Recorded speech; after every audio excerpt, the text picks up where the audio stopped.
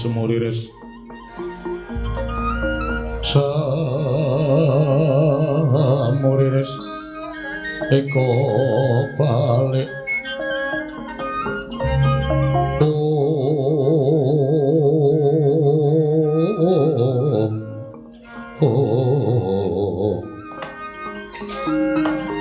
Kakang Ismaya Kakang Semar piye Bathara Guru aku saiki wis ora kaya biyen. Aku wis lungguh ngisor.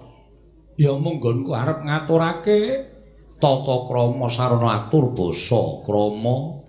Ya mung kudu nata ati dhisik Manik Maya. Kakang samanggestunipun sedaya menika namung lelamisan. Krana menapa kula ajri piwalating dewa menawi ngantos kula meksa dhateng jengandika Kakang supados nglenggahi tata krami dhateng ingkang rayipun Manik Maya. Kakang menapa sampun kula aturaken menika kula jabel. Malah sakmangke Kakang Semar kula dherekaken rawuh wonten ing Kayiwangan sayekti sakmangke supadosa Kakang Semar saged ngraosaken kanikmataning kahyangan. Lah piye to? Lah kok kowe molak-malik iki piye jare kepengin ngukum karo anakku Bagong? Aku wis dadi wakile wis saguh. Aku mbok kon nyembah aku ya bakal nyembah, mbok kon basa aku ya bakal basa. Supaya apa sing digayo dening anakku Bagong bisa kasembadan. Sampun-sampun. Kakang Ismaya sampun ngantos dipun penggalih babagan atur kula ingkang nalika semanten mapan wonten ing jagat.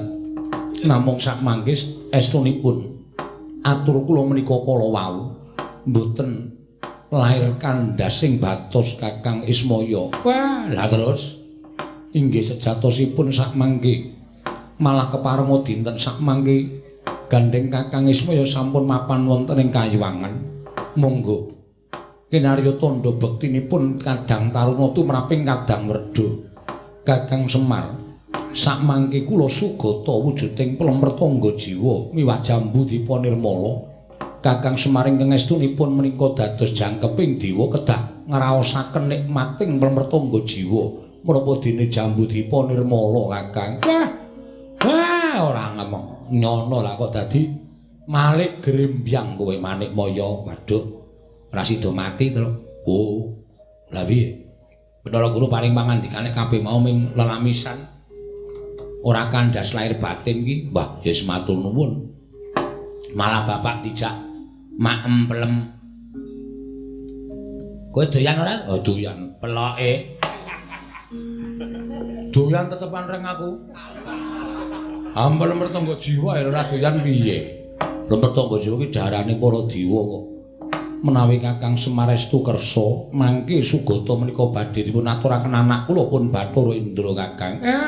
Lah nek aku ki mengkari manut, Nek mbok paringi ya tak tampa, dene ora ya ora apa-apa wong. Alamku karo alammu ki wis beda. Kowe ning kayangan, aku ning donya. Ya jaragan aku pancen durung tau mangan pelem pertangga jiwa. Jambu dipa nirmala ewa dene mbok paringi. Aku ya mung iso ngaturake panuwun ingkang tanpa pepindhan manikmaya. Miyatang ning kalangguan aklar pandan moncar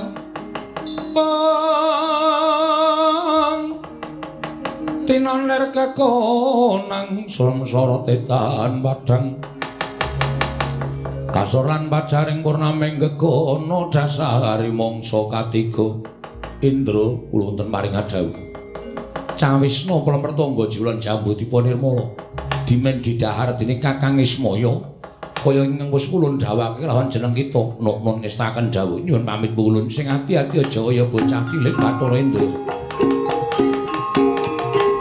langing dia mangu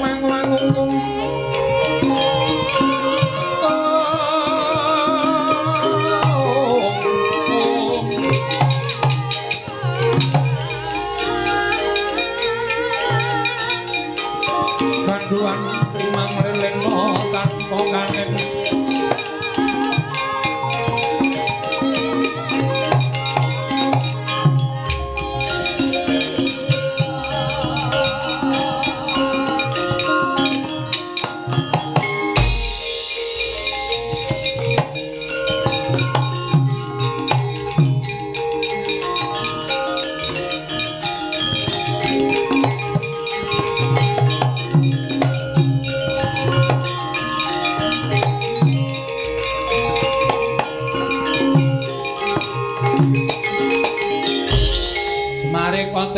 prayitna sumuri reseka balik titiyani gandayani trisanya purnama sasi munggo Kakang Semar kula aturi ngrahapi Pelemertangga Jiwulan Jambu Dipa Nirmala Kakang Nayantaka keparenga kula aturi ngraosaken nikmating dedaraning para Jawata Kakang apa ya anak-anakku mbok keparengake ngrasakake nadyan Garing lawan Petruk ugi kula dawuh sepados ngraosaken nikmating Pelemertangga Jiwulan Jambu Dipa Nirmala waduh matur sembah nuwun pulun dene paduka kula sampun paring palilah kula ngraosaken wujudipun Pelemertangga Jiwa matur sembah nuwun pulun dene rampun paring dhateng pun abdipun Petruk ora usah dadak sangga runggi walang ati Pono kawan Garing apa dene Petruk mara gage ora hapono yata laruta saking godha sang kala-kala yen namutusa sang Sri Kilurah Semar Nara Garing tuwin Petruk wis datanang Graita nalika semanten rahab nggenya andhahar wujuding Pelemertangga Jambu Dipa Nirmala Parandri mangke datan Graita bilih sampun dipun campuri wujuding wisa daru beksi miwah racun sawise nggenya adhahar katingal bingung-bingung Kilurah Semar Badranaya tuwin Atmaja kekalih Kantaka plak kapidra dataning Purwadasina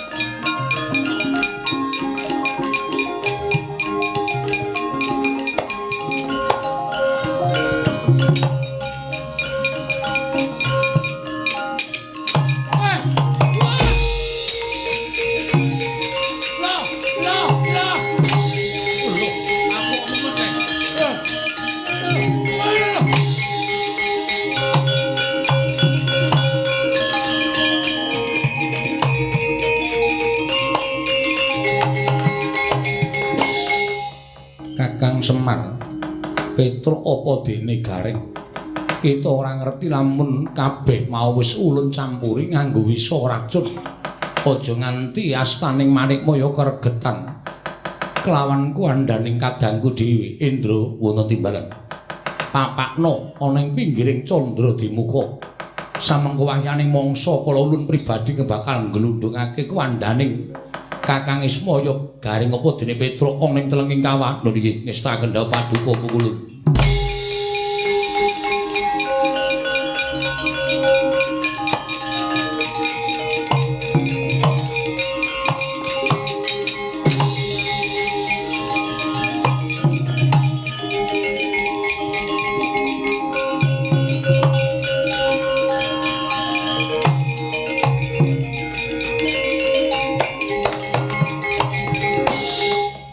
Ora ana ingkang mekalangi marang kalandraning Bathara Guru.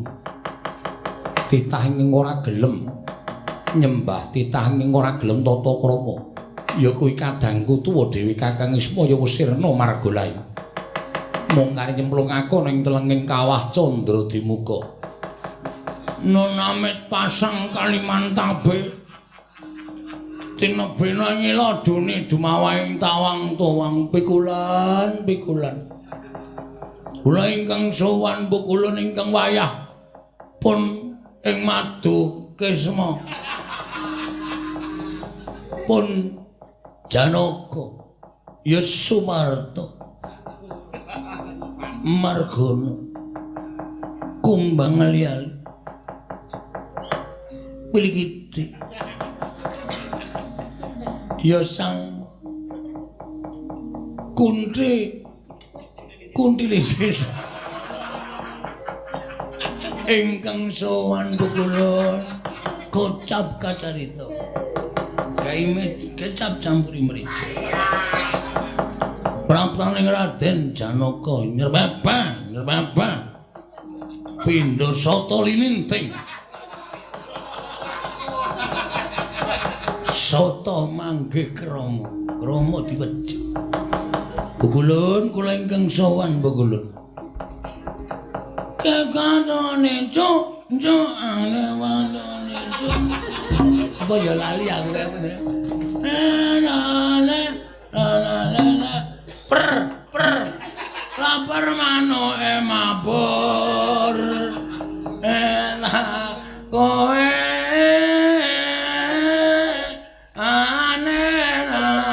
endae patinge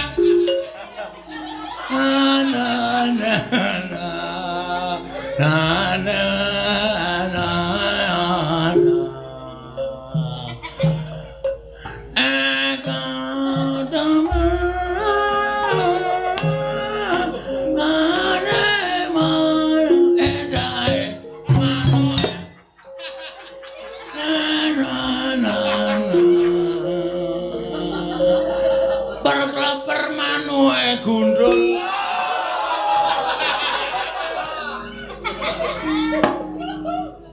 ilahe Mas Tunawa Nindam Sekaring Bawana langgeng iki kaya titah ulun Arjuna mekaten ulun Arjuna padha kanthi raharja sak praptanira Mulan-mula Sang Arjuna semoyo kang kamanungsan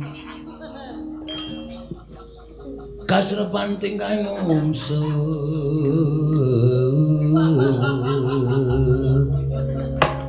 niran padha kadang ayu ataya andalitaya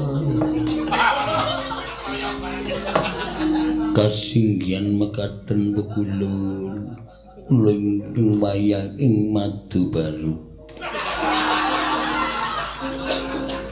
kula pun Arjuna bekulun wayah ulun Janaka inggih pun Permadi iya Permadi inggih pun Kunti Dewi Batsa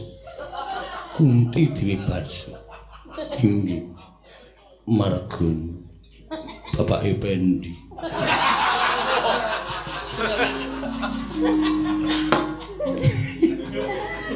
inggih Raden Suparto iya ulun ngerti jeneng kita kuwi cacahe pirang-pirang Bulun sembah kula kunjuk ngersa cenila paduka yo lumampa akarya bombong tiasulun ora liwat pangestu ulun tampan ana kula pending jimat mari pindaning kesendet-sendet Arjuna wonten timbraning dawuh ana wigati apa dene jeneng kita sowan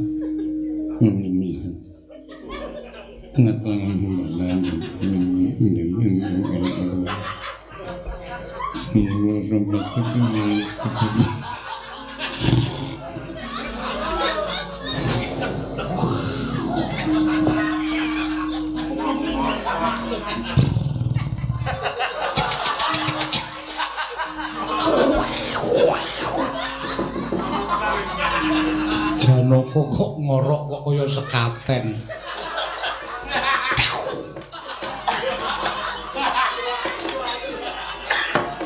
Arjuna nendang.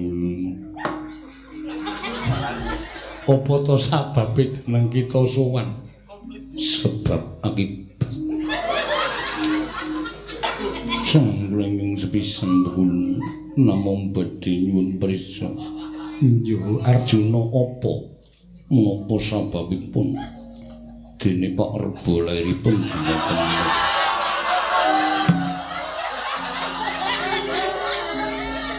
Arjuna kita kuwi sowan dewa. Aja sembrono. Bulun. Sowan kula sumaduka wong adi. Bulun. Mboten sanes kejawi namung ngupadi wonten pundi ponokawan kula. Ponokawan sapa? Ai.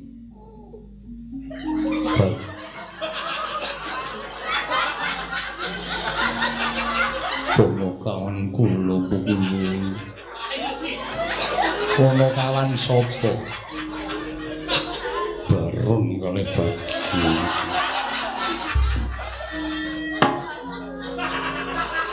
Ponokawan kita ateges ya kuwi Semar Garing lawan Petruk kesinggihan Bulun. Awit kula mangertos Bulun. Bila kula nampi pelaporanipun masyarakat saking kalangkan jembel Bulun bilih Kakang Semar Garing menapa dene Petruk minggah wonten ing arti Siolaulu. Inggih menika Kayuwangan Suralaya. Bulun kula nyuwun dawuh. Menapa Bulun prisa dhateng Kakang Semar tuwin Kakang Garing lan Kakang Petruk. Arjuna wonten dawuh. Ngertiya pancen Semar Garing lan Petruk sowan ana ing Kayuwangan Ladana. Menawi mekaten leres kita bisa ngerti sapa sing maringi pirsa Maira.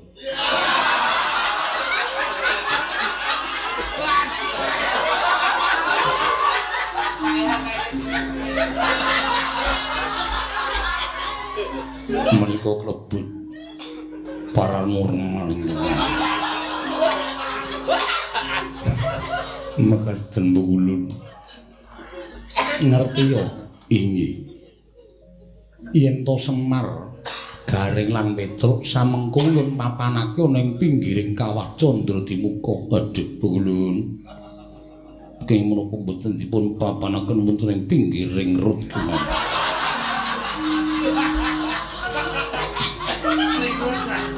Sabab Semar Garing lan Petruk bakal ulun cemplungake ning kawah Candradimuka.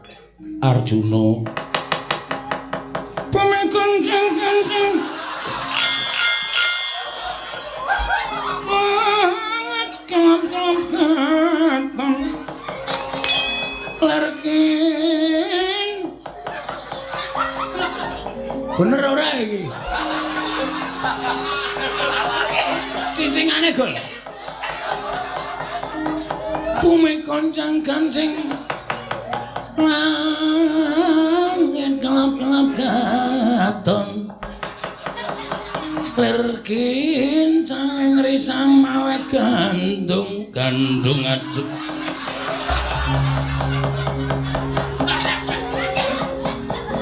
lir kincang risang mawe gandrung sabaran katulukir moyak mayit Arjuna lonten paningan dawuh kena ngapa sebabe kita tumuli ngadeg jejet padha kalawan jeneng ulun Pukulun kula mboten narimakaken dene Pukulun sampun wantun gendak sikara kalian pun Kakang Semar Garing mlopot dene Bagong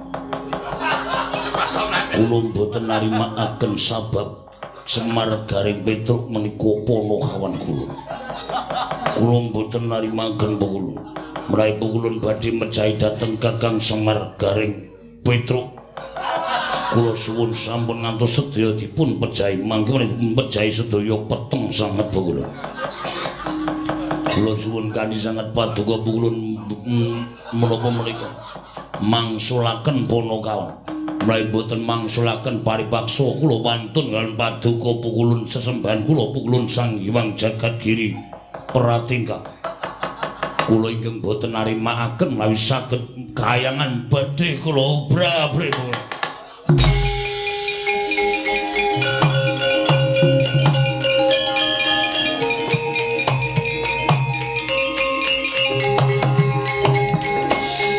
Arjuna yen ngono kita wis wani lawan jeneng ulun gangge menapa kula kedah ngetingalaken Darma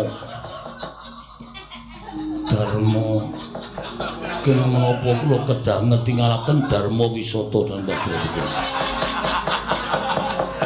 kene menapa kula kedah ngajeni kaliyan paduka Pukulun menawi pakulun sampun boten saged dipun ajeni kula ingkang boten narimakaken yen ngono kita bakal ulun tibani guntur geni guntur angin lebur tumpur tanpa dadi monggo Pukulun kula trimaringaken guntur cuci motor guntur geni guntur angin kula boten ajil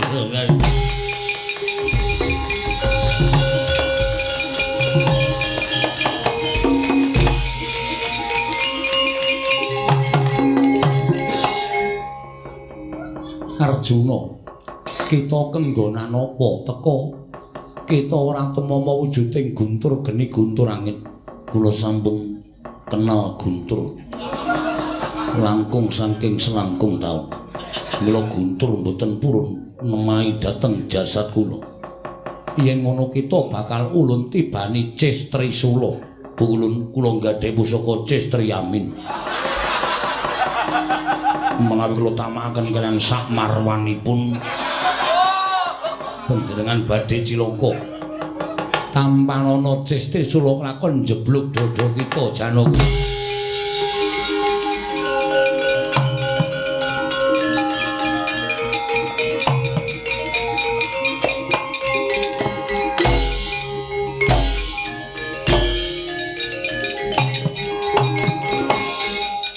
Mastu nama sidam skaring bawana langgeng Janaka lha kok dadi kita digdaya kaya mengkono Cistrisula Ratemama Pukulun sampun mlajar kula ingkang badhe ngruwajengan dika Pukulun aduh ketiwasan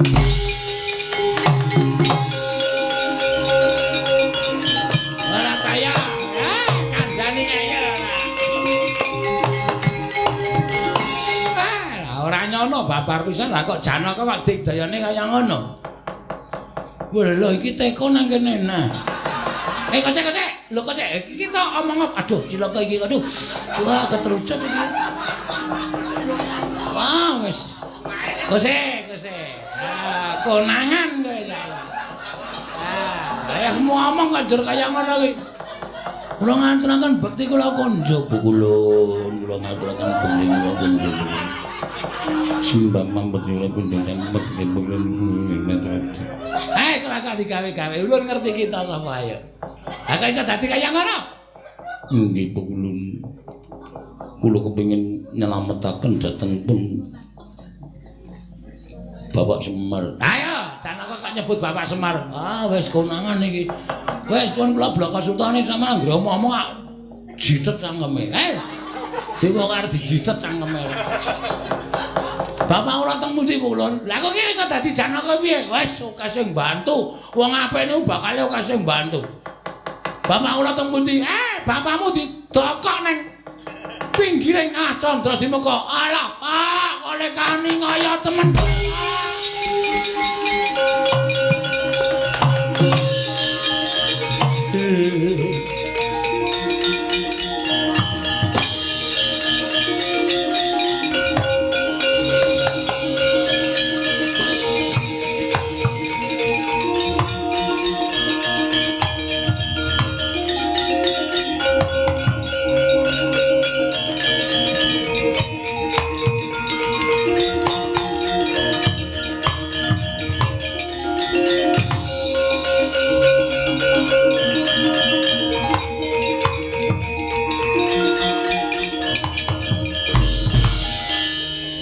Klumbruk kok kumbahan. Modar kabeh. Semaris mecicil. Petro lambene wis banyu. Bareng mripatis drubung laler. Do mati kabeh. Dewa, kula nyuwun pengayoman Bu Kulon. Kula mboten kepengin bapak kula sami pejak kados mekaten merga pokal gawenipun pukulan Sang Hyang Bathara Guru. Kula suwun ing ngersanipun Jawata.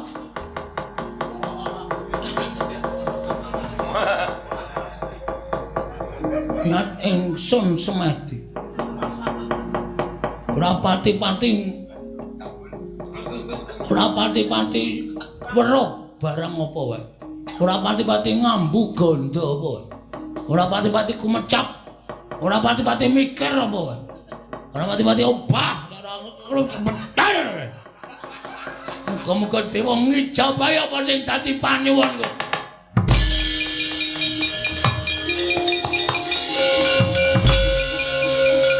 Wah, barang.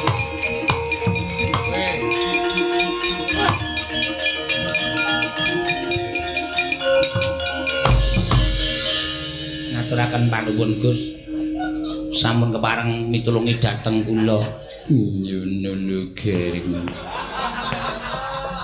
Ora dadi ngopo. Ya mergo iki wis dadi kewajibaning bendara marang Ponokawan. Nun nggih. Ngaturaken panuwun Den. Libu wedhe-wedhe Kakang Semar. Kula ngaturaken panuwun Ndara Depro. Petro. Iya Petro. Ora apa-apa lha kok dadi iso padha nang pinggiring kawat Candra Dimeka. Do adem apa piye? Mboten ndarahe bakal gawene pukul Bathara Guru sing kula kali Bapak Ali Petro disirnake. Apa dadi terus ndara sing iso milujengke kali kula? Iya, panjenengan pitulunganing dewa. Dewa sinten to? Dewa gedhe tur donya. Ya omongane kok kaya ora ndara Janaka ta iki. Hooh, rumah tau kok kaya gedhene gegeden. Justru. Kok sik tak deloki. Wah, piye? Tak deloki. Wah. Piye? Lah setan kok. Lah bocah iki entuk sandangan saka ngendi to? Wedhus tenan kok. Sapa ta, Pak? Wow, terbelah iki. Wadot ora. Kok dadi kaya ngono? Sapa ta reng? Wah, oh ya. Oh, apa piye? Ndara Janaka. Apa? Muni apa kok cangkeme kaya ora kompak. Apa nolo garing. Matamu kok kaya rating. Rating udah 70 mesti. Sing sangunake kaya ngono kuwi, sing sangunake mata kaya rating udah 70 ki meng Bagong. Ayo. Ayo nang kowe.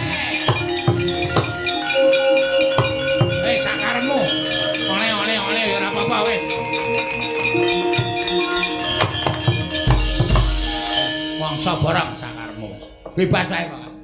Oleh-oleh imbal nek perlu imbal. Lah kok dadi Janaka wah jan wis. Iki kok dadi mboh. Ndelok muni mbuh ketok. Kowe kudune matur nuwun karo aku wis tak uripke. Semar barang kuwi malah. Wis iso wujud kaya ngono iki apa? Mbok, wis ora usah do takon, sing penting aku lakon bengi iki. Oh iya. Terus turun lakon piye? Ki ngene, Tru. Piye? Kayangan suwung. Lho, apa Bathara Guru? Wah, wedi ora u. Lho. Apa? Wah, domonge kok. Dhek ngentokke guntur geni guntur angin. Aku ngutokke guntur cuci motor. 5 kali cuci 1 kali gratis. Semprot Bathara Guru kontal. Apa? Saiki Sela Pandhawaru binangun suwung. Terus aku sing arep nggoni. Ya.